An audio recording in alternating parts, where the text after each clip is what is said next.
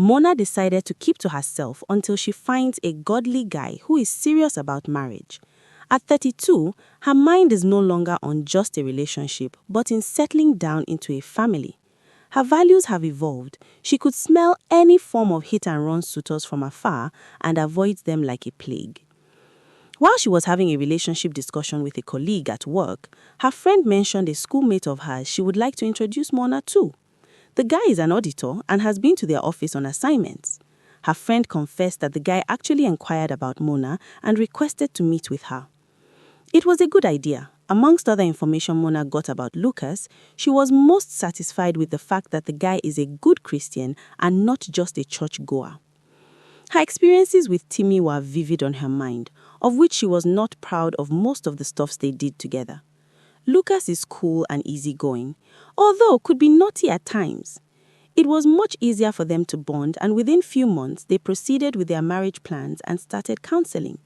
Later, they had an introduction to solidify the relationship. Their wedding was scheduled for the following year to allow them enough time to prepare. The relationship worked out well, though not without frictions, until the day Mona began to feel uncomfortable with Lucas's green-eyed attitudes.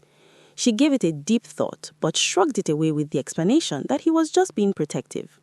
Mona was rushing into service on a particular Sunday when she bumped into Timmy. They stared at each other for a while and then burst into laughter. "Do you worship here?" Mona asked curiously. "Yeah, just started though," Timmy replied.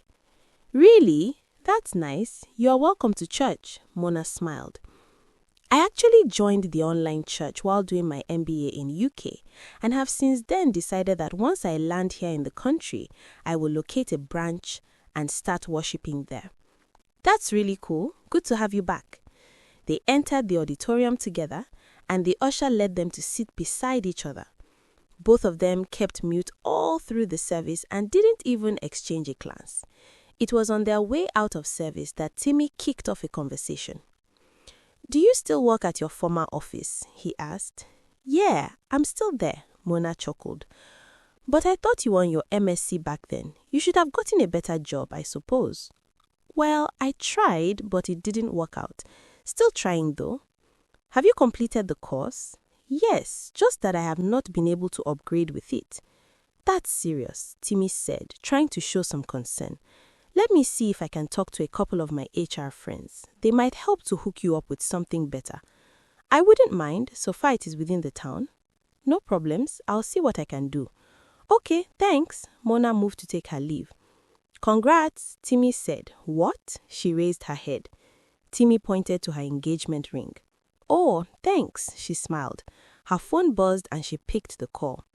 "Mona, where are you? I thought the service is over." Lucas's voice came out through the receiver. "I'm just coming out of the church," Mona replied with a shaky voice. "Can you make haste, please? I have been waiting for you at the gate." "Oh, sorry, I'll be with you shortly." Mona quickly cut the call and turned to Timmy. "I'll see you some other time. Nice week." "Okay, enjoy your week," as she took off hurriedly towards the gate. Timmy's 2-year academic stay in the United Kingdom was eventful and memorable. He did not just bag a second degree, he also returned a transformed person. During his stay abroad, he came across some good people who influenced his life positively with their faith and changed his disposition completely about life. He was invited to church, and there he dedicated his life to Christ and became a new person. On his arrival, he kept up with his faith, and it was on one of those days that he went for service that he met Mona again. Of course, he was not thinking about getting back into any relationship with her, especially when it was obvious that Mona is already engaged to be married. He only pitied her plight and wanted to help her secure a better job. He called up Mona during the week to inform her of some job openings and volunteered to help review her CV and cover letter before she submits her applications. They were to meet for lunch at a restaurant in town, and the arrangement was fine with Mona. While Timmy was reviewing Mona's documents, her phone rang on the table. She quickly disabled the video call and opted for audio. "Where are you?" Lucas's voice came out through the receiver. "I'm eating at the restaurant," she said. Is that why you disabled your location? You couldn't even allow my video call? Silence. Mona ignored Lucas's queries. Is the place far from your office, or when are you leaving the restaurant? I am leaving shortly. I will soon finish eating. Okay, call me when you get back to the office, Lucas concluded. Timmy pretended not to hear the conversation. Rather, he quickly rushed through the review and advised on few changes needed to be done on the documents. Mona bumped into Timmy again immediately after church. She was coming out of his service while he was going in for the next service. Hey, Timmy, called Mona, stretching out his hand to draw her from the crowd. Good morning, thanks for the other time, Mona replied. You are welcome. Have you got any response yet? Yes, I have a Skype interview tomorrow morning. Really? That's good news. But, Mona stammered. What? Timmy asked. I'm a little nervous. I haven't done a Skype interview before.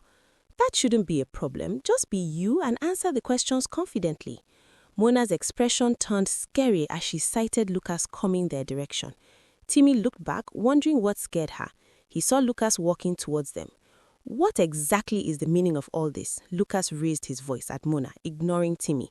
I thought we agreed to meet immediately after the service. What are you still standing here for? The service just ended and I was on my way when I met brother Timmy. Excuse me, Mona. I am going in for service, Timmy said and took his leave. Okay, thanks. Enjoy the service. Who is he? Lucas queried. One of the brothers in church. Can't I not talk to someone again? Mona snapped at him. It was a very long day with Lucas. Mona burst into tears immediately she entered her room. She had argued all the way home with Lucas and had hardly stepped out of the car before he sped off, almost throwing her into a ditch. This can't be the guy I want to marry, she said to herself as tears flowed through her cheeks. Since after their introduction, Lucas's has terribly changed. He suspects and monitors her every move. Initially, she didn't see anything wrong in him knowing her movements, but his actions become irritating whenever he couldn't figure out her whereabouts. Lucas has turned into a jealous lover and easily erupts at the slightest provocation. Mona couldn't stop her tears. It was a defining moment for her. She only needed to make a decision, and that would be all. She picked up her phone to call her parents. Her mother picked the call. Mommy, I'm no longer getting married to Lucas, Mona said and ended the call. It was all she could manage to say, but her heart felt a relief, as if a heavy burden had just dissolved. She managed to send a message to Lucas too. I have moved on with my life. I can no longer condone your green-eyed attitudes, so I moved. My parents are already aware we are not getting married again. Kindly inform yours too. I wish you the best of luck. It was another feeling of relief for Mona, like a heavy burden removed from her shoulders. She relaxed on her bed to savor her freedom, but felt a little sting of entanglement again. She searched her mind to know what it could be, and it wasn't long before she discovered that one thing she still needed to let go. She picked up her phone again and typed a message. I really do appreciate how much you have helped me to secure a better job. Nothing else to say but thank you. I apologize for the drama with my ex-fiancé today. Yes, we already called off the engagement. I am not hoping to connect with anyone soon, but definitely in the future. I wish you the best. With another click, a wave of total freedom breezed across her soul, like a bird set free from a snare. Life took a fresh turn for Mona. Within few months, she experienced a transformation from within as an aftermath of building a healthy self-esteem. She no longer feels weak or incomplete alone. Rather, she harnessed her skills and gifts to become a better person and to influence others positively. She and Timmy avoid each other in church like a plague, and even when they do meet, it is simply greetings. She actually enjoys the fact that he came to terms with her feelings and kept his space. 6 months later, Mona took her seat and bows her head for a short prayer. While praying, she noticed someone slumped into the seat next to her, and she opened her eyes. Sorry, are you done? Timmy asked. Mona stared at him in silence. Can we talk before the service starts? Okay, I am indeed sorry about your last relationship and how it ended. I could understand from your message that you needed to heal, and that was why I gave you some space.